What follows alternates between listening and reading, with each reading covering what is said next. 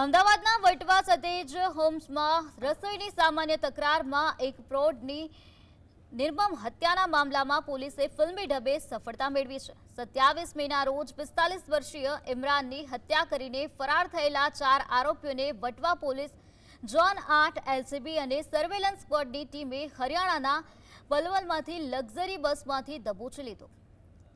તો આરોપીએ sim card તોડી નાખ્યા હતા અને ગુજરાત બહાર ભાગી જવાનો પ્રયાસ કર્યો હતો। ડીસીપી મયુર પાટીલના માર્ગદર્શન હેઠળ તકનીકી તપાસ અને સીસીટીવીની મદદથી આરોપીઓને ગણતરીના દિવસોમાં જ પકડી પાડવામાં આવ્યા છે।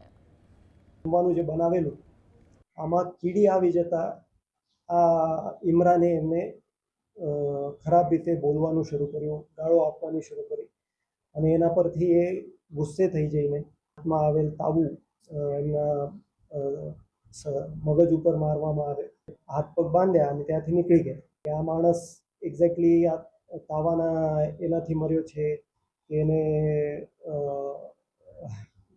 ગળો દબાવવાથી મારવામાં આવ્યો છે।